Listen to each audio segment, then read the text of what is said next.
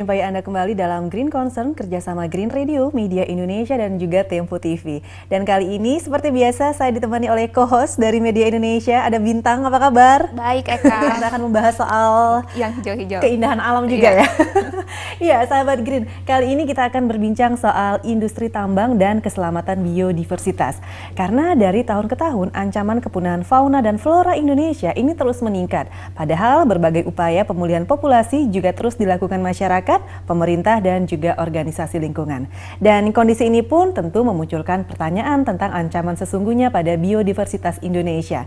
Nah, Wahana Lingkungan Hidup Indonesia atau WALHI baru-baru ini mengungkapkan salah satu ancaman tersebut adalah aktivitas pertambangan. Bagaimana dampak industri tambang terhadap kehidupan flora dan fauna ini? Kita akan kupas bersama dengan pengkampanye tambang dan energi dari WALHI. Ada Mas Pius Ginting di studio kita. Apa kabar Mas Pius? Kabar baik, Kak. Baik ya, tapi kondisi alam kita baik nggak kira-kira? Tidak Belum baik. tentu ya? Iya, sahabat Green.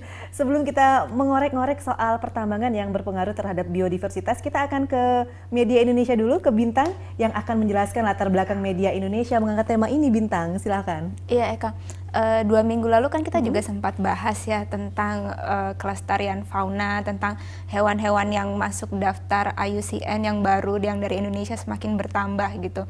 Waktu itu disebutkan sebenarnya kan upaya pelestarian, pelepas liaran kembali di alam terus dilakukan baik oleh komunitas-komunitas masyarakat maupun oleh Kementerian Kehutanan. Tapi kenapa kok setiap tahun jumlahnya terus kepunahan itu terus meningkat gitu ya Mas ya. Nah ternyata kan jadi seperti hal yang sia-sia gitu ketika di satu sisi ada kelompok-kelompok yang berusaha menyelamatkan, melepas liarkan kembali, tapi kalau rumahnya terus dirusak ya buat apa begitu ya Mas. Jadi kita tahu ada kampanye dari WALHI dan pengungkapan baru bahwa ya sebenarnya bukan baru juga sih ya Mas, tapi mungkin lebih detail kali ini tentang pengaruh besar industri tambang terhadap kelestarian biodiversitas kita. Jadi kita angkat ini. Oke, jadi dampak dari punahnya hewan flora itu banyak sekali ya. Salah satunya penyebab pertambangan. Nah, Mas Pius nih, ini keadaan biodiversity kita seperti apa sih? Ya tentunya kita mengalami kehilangan biodiversity yang sangat cepat karena hutan kita yang terkategori bagus itu merupakan habitat buat keragaman hayati seperti spesies-spesies yang langka, tapi itu kemudian dirusak, dijadikan menjadi kawasan pertambangan. Jadi kita memiliki taman nasional dan beberapa taman nasional kita, dalam catatan kami ada 4 taman nasional sekarang ini berada di bawah ancaman industri pertambangan begitu. Padahal kenapa ini ditetapkan sebagai taman nasional? Tentunya karena memang keanekaragaman hayati di kawasan tersebut, apakah flora atau faunanya memang cukup tinggi, cukup kaya sehingga kemudian ditetapkan jadi taman nasional. Tetapi ini pun sekarang ternyata tidak mampu untuk menghambat laju kegiatan pertambangan. Kegiatan pertambangan masuk ke kawasan taman nasional, ke kawasan hutan lindung. Dan tidak hanya di darat, di laut juga ternyata kegiatan penambangan ini sekarang banyak mengarah ke sana sehingga biodiversity kita sekarang ini tentunya hilang cepat. Tadi Mbak Bintang bilang makin banyak spesies-spesies Indonesia masuk ke dalam daftar merah IUCN Red List atau daftar yang memang dibuat untuk biodiversity yang dalam kondisi berbahaya begitu. Jadi kalau kemarin itu hanya beberapa gajah, tapir, harimau, dengan banyaknya penghancuran kawasan hutan kita sehingga akan makin banyaklah nanti daftar-daftar binatang yang dan tumbuhan yang terancam punah yang masuk ke daftar merah tersebut. Dan ini dari tahun ke tahun angkanya terus merangsak naik gitu kepunahannya? Terus merangkak naik karena berdasarkan catatan kita tahun 2012 kemarin itu seluas 12 juta hektar hutan kita itu rusak begitu akibat penambangan, salah satunya tentunya ya 12 juta ini adalah habitat hewan dan tumbuhan yang kadang-kadang dia endemik. Endemik artinya hanya terdapat di kawasan tersebut. Dia tidak terdapat di pulau yang lain, sehingga kemudian ketika ini dirusak begitu, sehingga kita akan kehilangan bisa selamanya spesies-spesies yang endemik tersebut. Nah, tapi ini yang menarik juga Eka dan Mas Pius, pastinya mungkin Mas Pius sudah mendengar juga bahwa ada dari Kementerian Kehutanan mengatakan sebenarnya kalau kita bicara industri tambang begitu ya, di dalam proses sebelum eksplorasi itu kan sudah ada tahapannya. Mereka ada tahap pra-eksplorasi yang mereka harus mengidentifikasi dulu bagaimana keragaman binatangnya, flora dan fauna apa saja yang langka. Nah, sebenarnya dengan peraturan ini harusnya kepunahan itu bisa dicegah dong ya. Kalau peraturan ini dijalankan dengan baik, di daerah tersebut sudah diketahui jenis flora faunanya apa saja, yang langka apa saja, yang endemik apa saja, harusnya tidak akan terjadi dong ya Mas, perusakan hutan ini. Ya, mengidentifikasi tentunya itu suatu langkah yang baik. Kita akhirnya mengetahui jenis-jenis satwa yang ada di kawasan tersebut, misalnya seperti di Sumatera Utara sana, di kawasan hutan Batang Toru namanya, teridentifikasi bahwa tempat kakek saya tuh, gitu ya, Tapanuli Selatan ya, bahwa ada harimau, ada tapir dan orangutan begitu ya. Tapi kemudian setelah teridentifikasi ini, kalau kemudian habitatnya dirusak, ya kita hanya itu tidak berpengaruh terhadap itu tadi perlindungan satwa dan tumbuhan yang ada tersebut begitu. Berarti jadi, sejauh ini peraturannya hanya sekedar peraturan belaka. Iya dong, belum. Ya, satu, peraturan kita tidak kuat dalam melindungi satwa dan tumbuhan yang langka ini. Terus kedua juga implementasinya lemah, dan ketiga tidak konsisten begitu. Nah, yang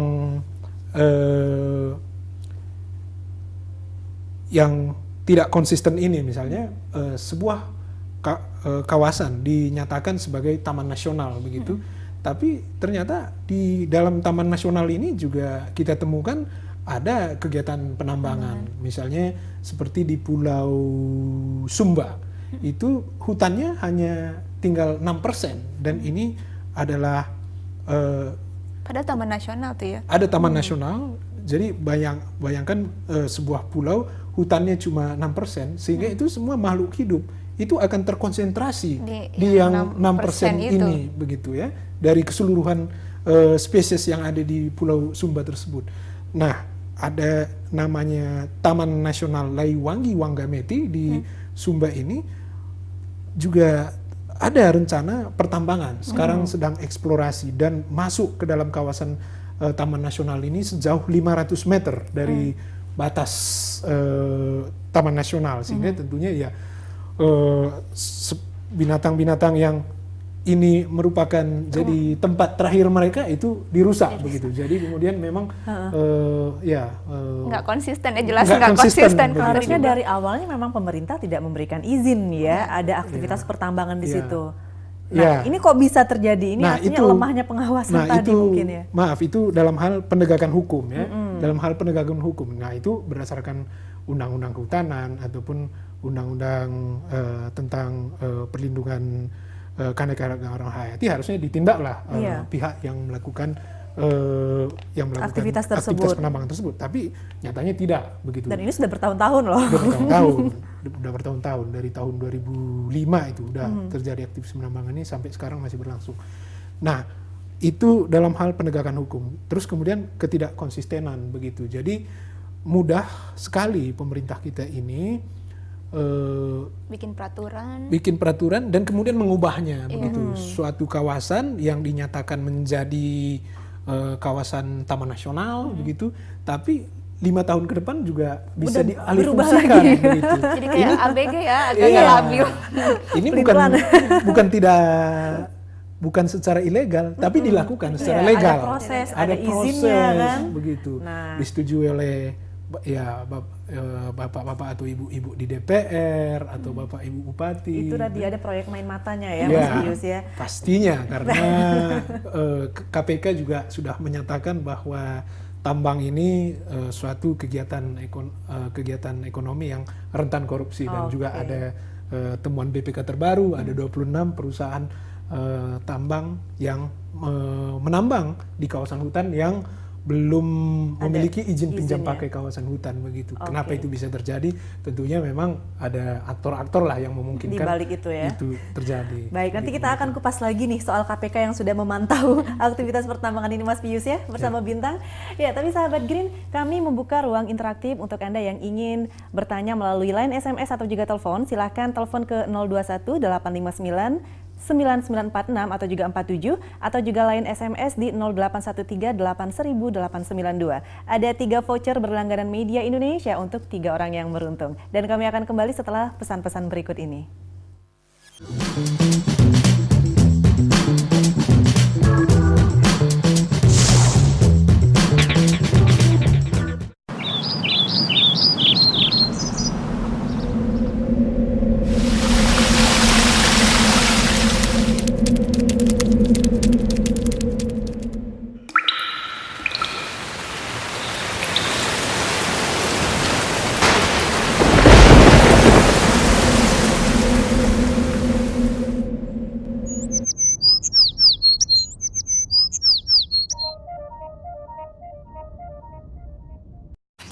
KBR 68H adalah kantor berita radio swasta terbesar di Indonesia. 650 radio jaringan di Indonesia serta 9 negara Asia dan Australia mengudarakan produk kami. Aneka program radio berbasis jurnalisme berkualitas tinggi yang menjadi rujukan masyarakat. Kantor berita radio 68H, terpercaya menjangkau Nusantara.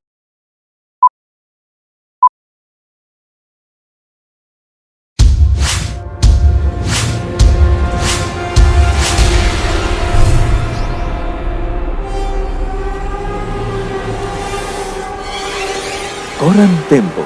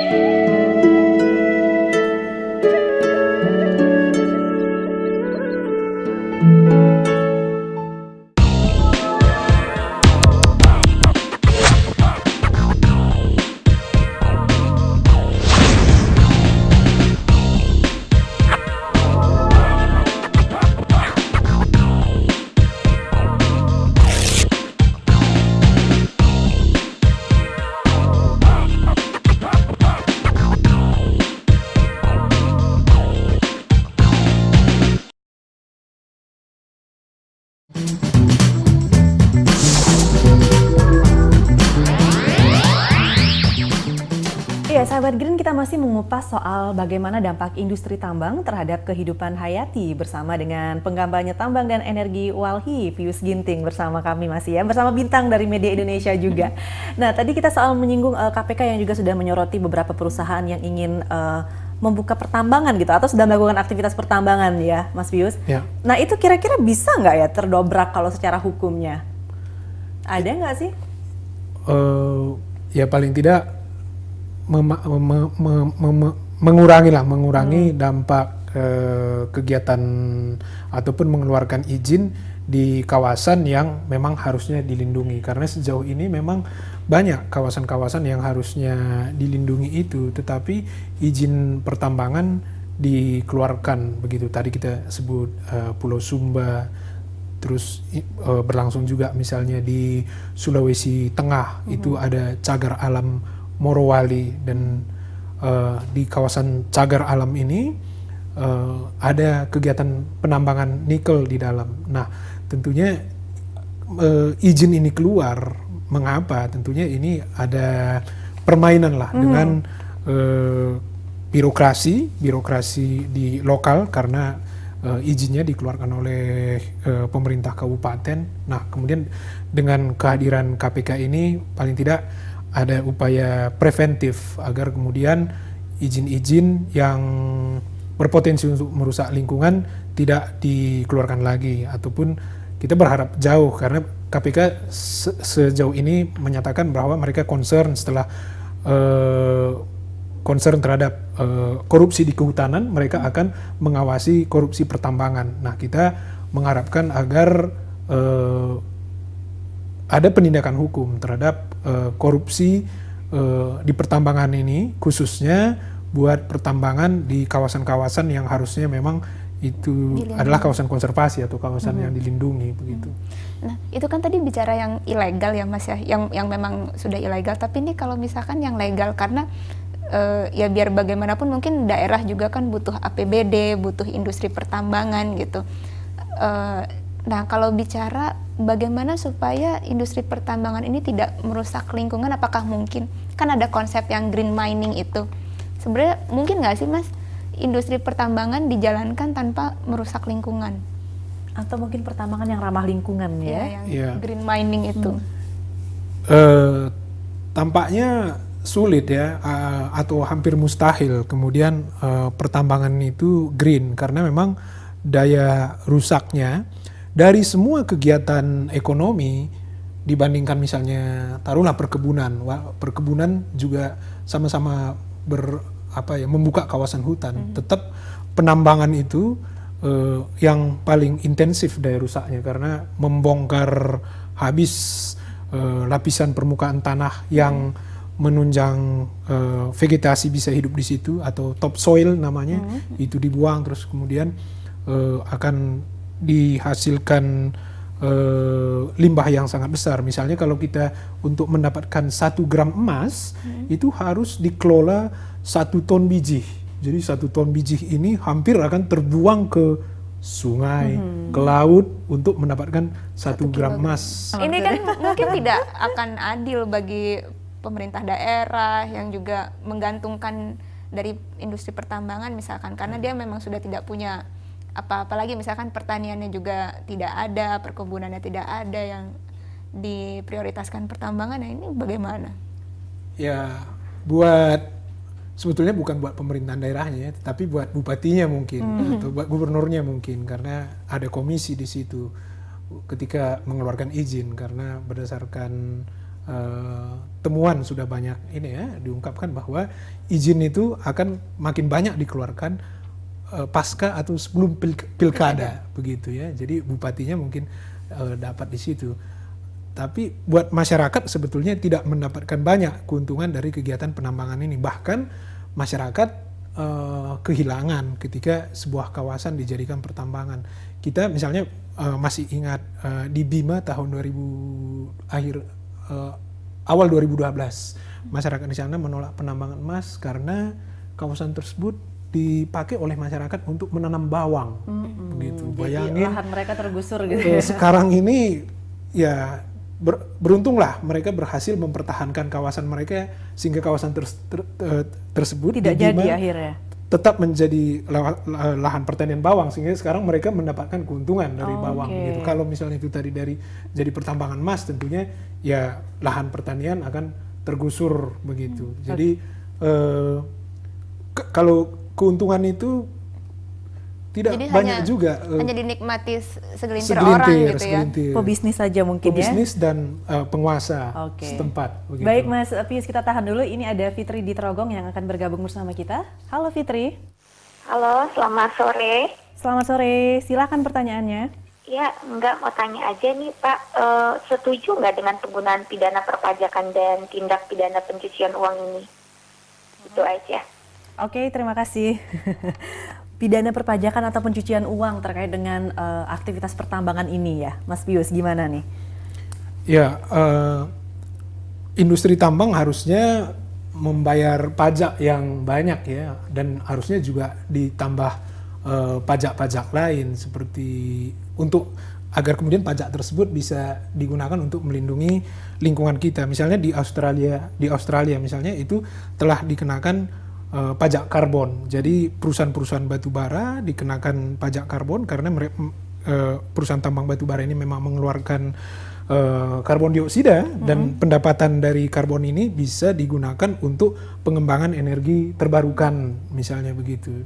Ya tentunya perusahaan tambang harus membayar pajak dan pajaknya harus ditambahin pajak lingkungan, pajak karbon dan semuanya. Ya. Di Indonesia udah terlihat belum perusahaan yang membayar pajak ini digunakan untuk apa tuh pajaknya? Ya di Indonesia malah banyak kayaknya tidak membayar pajak sebagaimana mestinya begitu. Saya lihat beberapa tempo waktu yang lalu kliennya Gayus yang sudah ditahan itu juga banyak perusahaan tambang begitu. Banyak perusahaan-perusahaan tambang termasuk ya pengemplang pajak begitu. Itu kelas-kelas besar malah penguasa tambang besar. Jadi jangankan membayar pajak untuk lingkungan hidup, pajak karbon, pajak biodiversity misalnya kalau ada, dan ini memang belum ada dibuat aturannya, yang sudah ada sendiri itu juga banyak masih digelapkan begitu. Nah tapi kan sebenarnya ada juga peraturan bahwa ketika melakukan aktivitas pertambangan perusahaan tersebut harus memulihkan lagi pertambangan tersebut ketika telah selesai. Ini ada nggak perusahaan pertambangan yang melakukan itu? Ya mungkin dirusak 100 hektar dipulihkan 20 hektar. Enggak sepenuhnya. Di pinggir-pinggirnya, pagarnya, agar kemudian menarik untuk dipoto atau diiklankan bahwa kami telah melakukan pemulihan begitu. Tapi kalau nanti jauh ke tengahnya juga masih banyak lubang-lubang begitu. Dan itu sanksinya apa sih? Harusnya disangsikan, diberikan sanksi. Nah, ini harusnya ya harus ada sanksi ya. Itu adalah tindak pidana lingkungan hidup. Dia tidak melakukan pemulihan lingkungan hidup begitu. Tapi tampaknya memang banyak kegiatan penambangan yang tidak memulihkan lingkungan hidup itu sebagaimana mestinya. Bahkan BPK misalnya, Badan Pemeriksa Keuangan Negara itu mendapatkan temuan ya.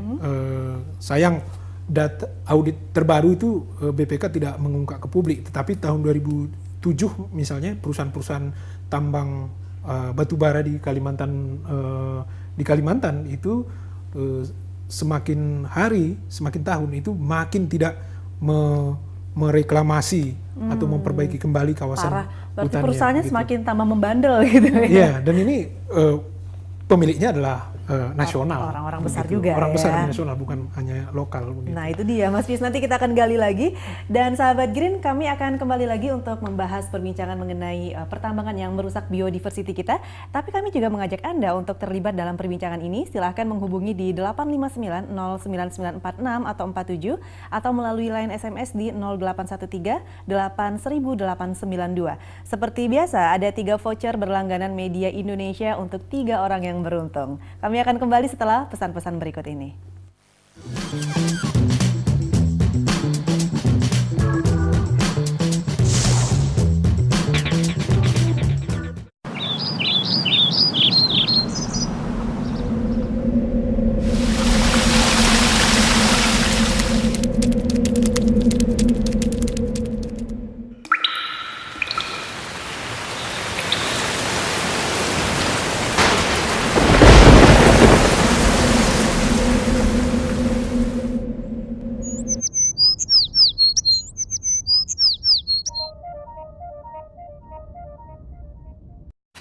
KBR 68H adalah kantor berita radio swasta terbesar di Indonesia. 650 radio jaringan di Indonesia serta 9 negara Asia dan Australia mengudarakan produk kami. Aneka program radio berbasis jurnalisme berkualitas tinggi yang menjadi rujukan masyarakat. Kantor berita radio 68H terpercaya menjangkau Nusantara.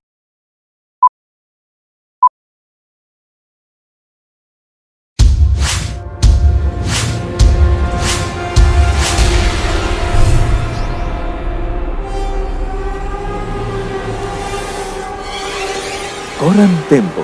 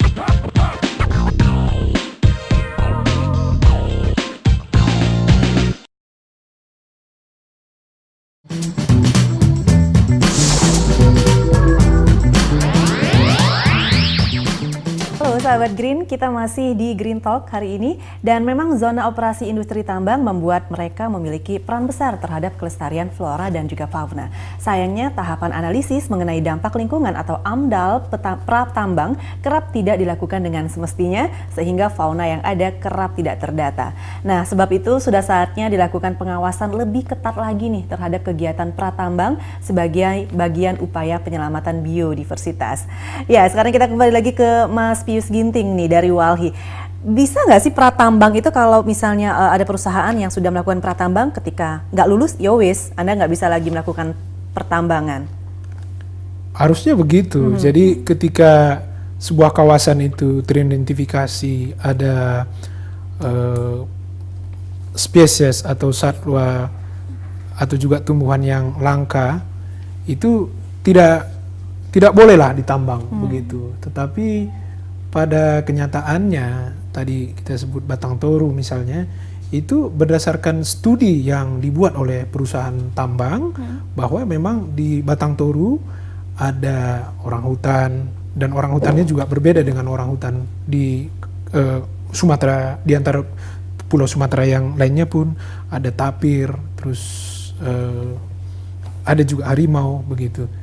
Nah, harusnya ini tidak lampu hijau bagi kegiatan penambangan, tapi tetap saja ini dijalankan. Hanya basa-basinya aja tuh pratambang, ketika izin udah keluar udah lanjut ya. Iya. Atau sebenarnya kegiatan pratambang itu harus dilakukan pihak ketiga yang independen gitu, Mas. Ada Jadi, yang memantau juga ya. Kalau misalkan dilakukan oleh perusahaan tambangnya sendiri, datanya bisa saja kan direkayasa. Jadi spesiesnya tidak mungkin tidak sepenuhnya.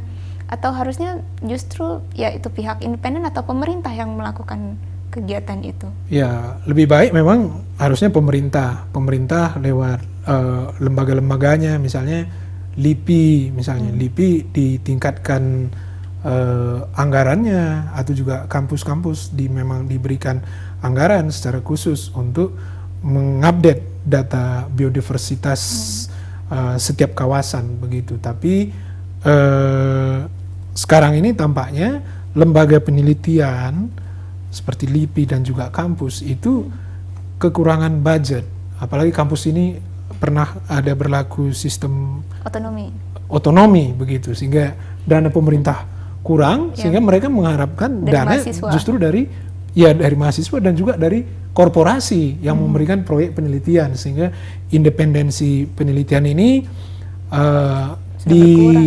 diragukan, ataupun ketika misalnya ada temuan kontroversial yang dilakukan oleh akademisi ini, itu tidak bisa diungkap ke publik karena penelitiannya memang didanain oleh perusahaan tambang misalnya. Jadi ketika Walhi pernah menyurati LIPI atas hasil penelitian mereka di Teluk Senunu terhadap dampak pembuangan limbah tambang ke laut 140.000 ton per hari, atau itu sama dengan 21 kali berat sampah Jakarta ini digelontorkan ke laut begitu. Tetapi LIPI sebagai lembaga publik begitu menolak untuk memberikan data tersebut ke organisasi lingkungan hidup karena penelitian tersebut didanai oleh korporasi begitu. Jadi kita harapkan lembaga independen ini memang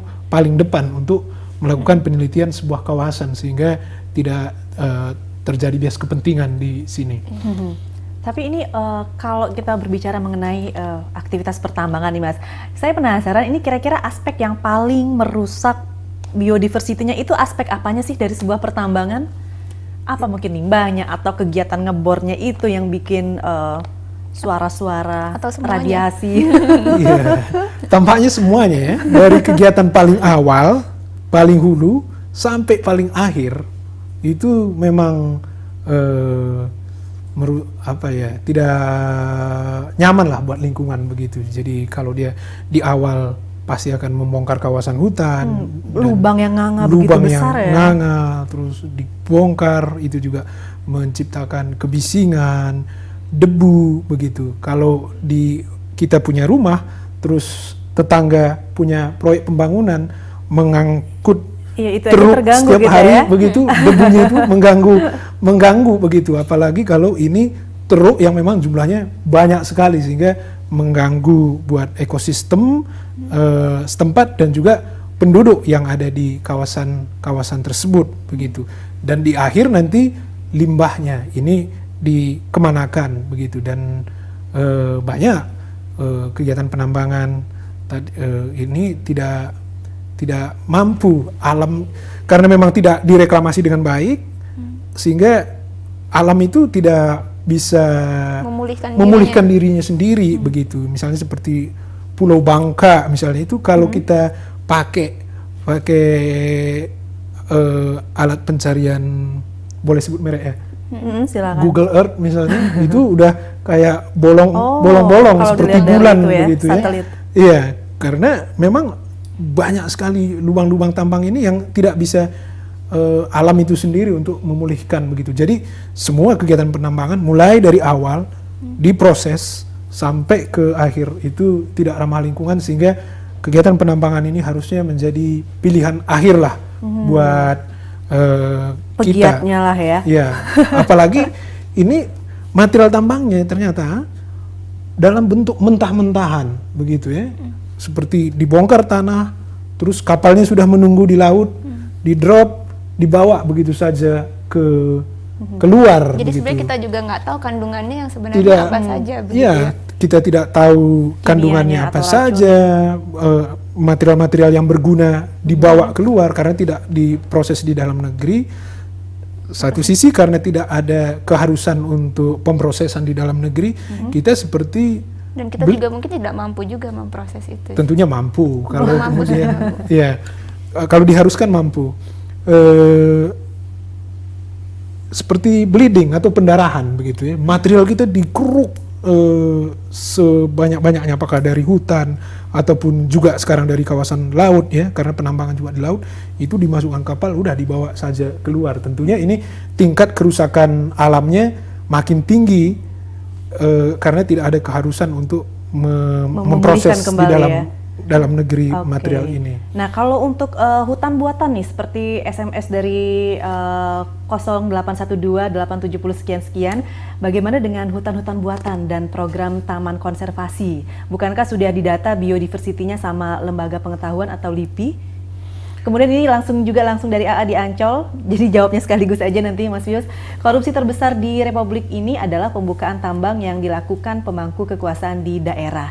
Dan KPK segera konsen untuk ini. Oh, ini saran dari Pak Andi Arya ya. Terima kasih. Itu bagaimana dengan hutan buatan, kan sudah didata nih biodiversitinya sekian jumlahnya. Itu cukup membantu nggak untuk pemulihan?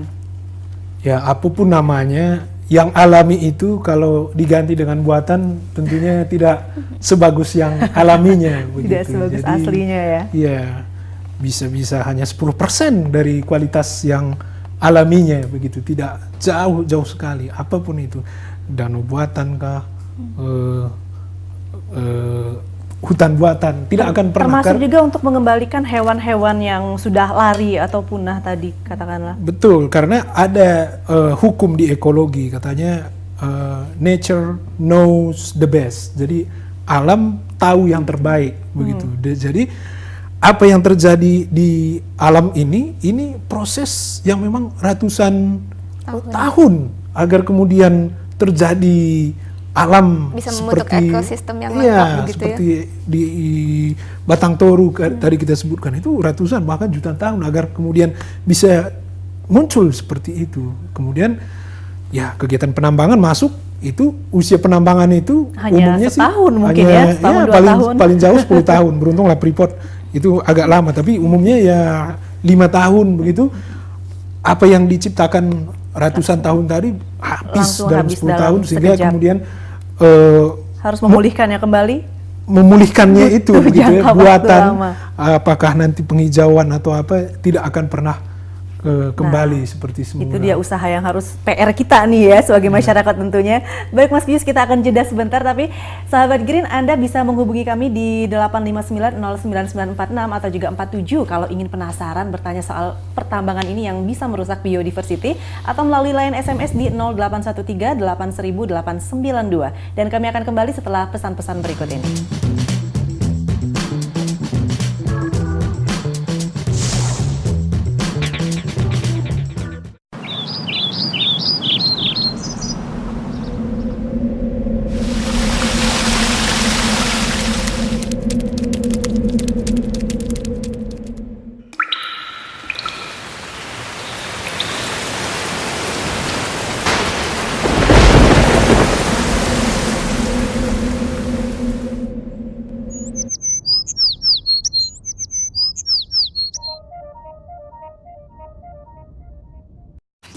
KBR 68H adalah kantor berita radio swasta terbesar di Indonesia.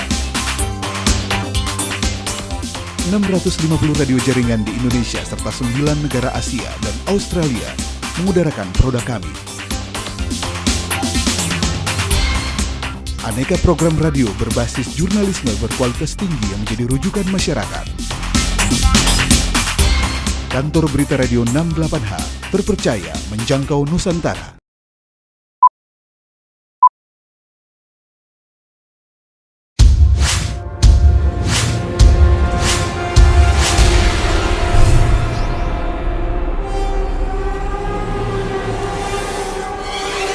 Koran Tempo.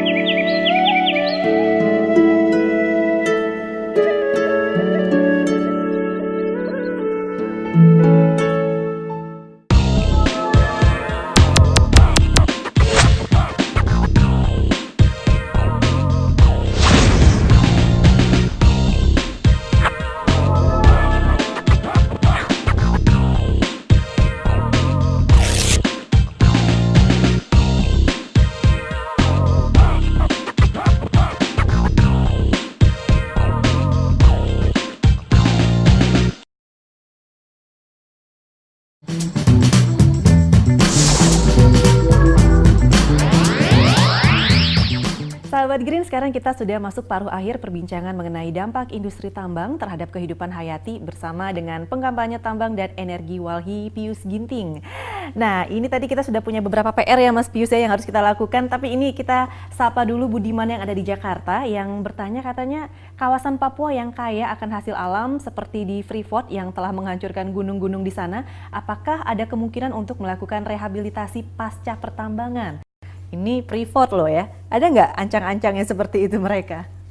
Ya, Freeport sendiri sudah menyatakan CEO-nya bahwa lubang yang sekarang menganga itu akan tetap lubang menganga, begitu kegiatan penambangan, karena ya memang impossible atau tidak mungkin buat mereka untuk menutupnya. Dari mana? Tanahnya dari mana? Tanahnya lagi dari mana? Itu sudah dibuang ke bagian dataran rendah begitu, dan kita sudah memiliki juga presiden misalnya di Papua Nugini, kegiatan penambangan emas seperti Freeport ini ya memang dibiarkan begitu saja di Pulau Bougainville namanya, sehingga itu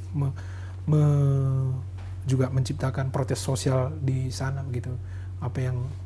Jadi rasanya akan mustahil lah itu akan dipulihkan kembali, akan emasnya dibawa pergi dan selamat tinggal masyarakat Papua dan Indonesia. Kami tinggalkan lubang ini. Nah, kalau Freeport nggak bisa disembuhkan kembali, tapi kira-kira kalau dari kita atau dari pemerintah mungkin bisa nggak membuat program konservasi biodiversity untuk supaya mengembalikan kembali?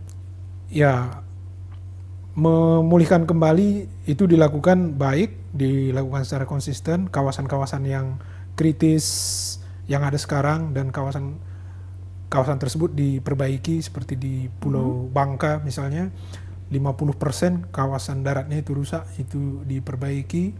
Dan yang lain adalah pemerintah tidak mudah lagi untuk mengalih fungsikan kawasan lindung ataupun kawasan konservasi sehingga memungkinkan kawasan menjadi kawasan pertambangan. Dan yang lainnya, walaupun pemerintah telah memperbolehkan ya 13 perusahaan tambang diistimewakan untuk boleh menambang di kawasan hutan lindung, baiknya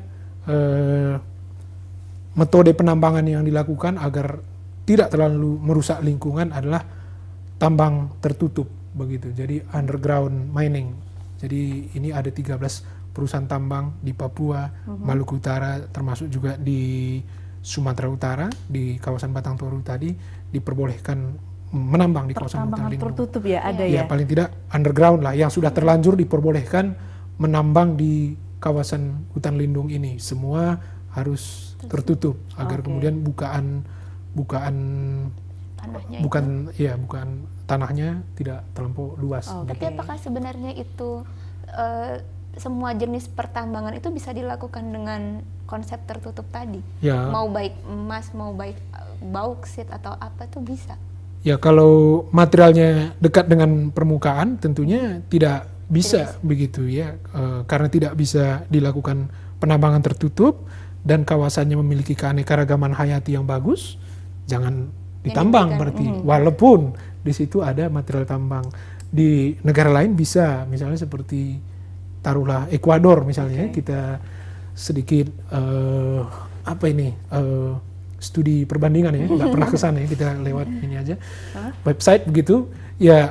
Kawasan Yasuni di sana itu adalah kawasan Ekuador yang paling banyak minyaknya, tetapi pemerintah Ekuador memilih untuk tidak mengambil minyak ini karena keanekaragaman hayati akan terancam, terus juga masyarakat asli juga terancam. Jadi ada ketegasan dari pemerintah juga yang berperan ya di situ ya. Betul. Jadi ini paradigma begitu. Paradigma kita pro lingkungan itu memang harus dijalankan secara konsisten, bukan hanya di dalam pidato-pidato ataupun di statement begitu. Oke, kita tahan dulu Mas Pius, ada Feni yang ingin bergabung bersama kita. Halo Feni. Halo Mbak, ini kan sedang bahas dampak pertambangan terhadap keragaman hayati ya Mbak ya. Nah, sebenarnya apa dampak terbesar bagi kita kalau keragaman hayati itu rusak? Itu Mbak pertanyaannya. Terima kasih. Terima kasih Feni. Dampak terbesar yang kita hadapi juga keanekaragaman hayati yang kita punya ini.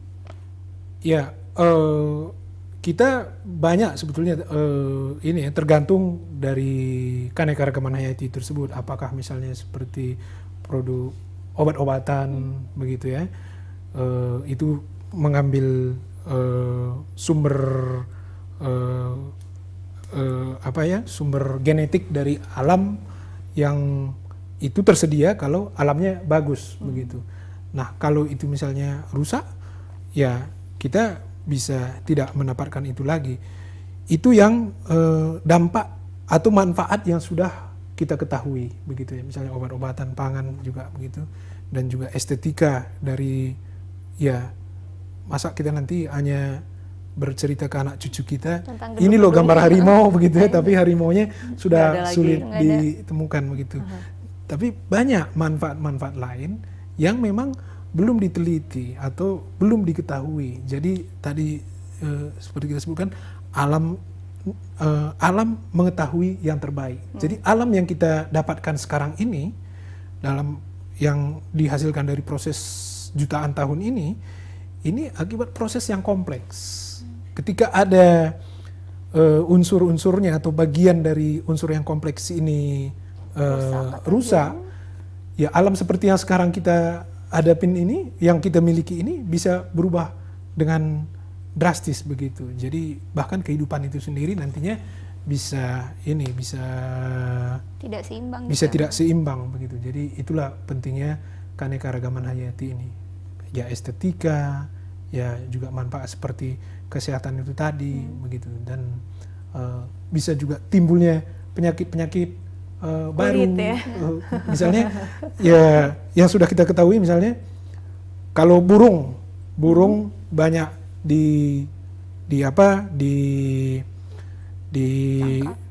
ditangkap atau dimusnahkan sehingga populasi nyamuk bertambah, misalnya di salah satu di Jakarta ini ya populasi burungnya nggak banyak begitu, sehingga memang nyamuk demam berdarah misalnya itu sulit menemukan ininya ya, menemukan musuh alaminya begitu. Jadi seperti itu kan banyak penyakit-penyakit juga yang bisa muncul. Jadi dampaknya itu luar biasa sekali ya, Bintang. Dampaknya luar biasa dan sering tidak terhitung secara ekonomi, dan bahkan kita saat ini belum mengetahuinya, tapi belakangan ketika unsur tersebut hilang baru ketahuan. Seperti yang LIPI juga kan sudah mengemukakan bahwa mereka baru bisa hanya sebatas mengidentifikasi tumbuhannya saja, tapi manfaatnya belum diketahui. Ketika manfaatnya yang di lab sudah diketahui, mau dicari lagi ke alam udah nggak ada, udah hilang.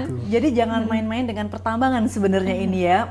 Mudah-mudahan Mas Pius sama Walhi yang sudah dilakukan gencar nih untuk mencegah kerusakan lingkungan akibat aktivitas pertambangan ini ya. Ya makin baik kalau masyarakat lebih ikut mendorong ya, terlibat, bersama-sama. Ya, dan juga mendesak kepada anggota DPR mereka, bupati mereka, tambang adalah pilihan terakhir. Kalau tidak bisa lagi nanam ataupun kawasan pariwisata ataupun yang lain-lainnya begitu. Jadi itu mereka mendesak ke pemerintah setempat, karena apalah Walhi hanya sebagai NGO, non-government organization, pembuat kebijakan itu tentunya tetap pemerintah. Begitu. Baiklah, mudah-mudahan Walhi biarpun di belakang pemerintah tetap mensupport ya, supaya bisa menyelamatkan bukan hanya biodiversitas ya, Bintang, tapi juga masyarakat yang ada di lokasi sekitar pertambangan. Baik Mas Pius, terima kasih atas perbincangannya. Terima kasih. Sukses ya buat Walhi dan juga sama-sama. Semangatnya. Bintang, terima kasih juga sudah berbincang hari ini ya. Ya, sahabat Green, itu tadi Green Talk on Green Concern bersama Media Indonesia dan Tempo TV. Untuk Anda yang beruntung, selamat untuk mendapatkan 3 voucher berlangganan Media Indonesia selama 1 bulan. Ada Fitri, Feni, dan juga Budiman. Anda bisa langsung menemui bagian promosi Green Radio pada hari dan jam kerja. Green Concern on Green Talk kerjasama Media Indonesia, Green Radio, dan Tempo TV akan hadir kembali pekan depan. Terima kasih atas kebersamaan Anda. Salam.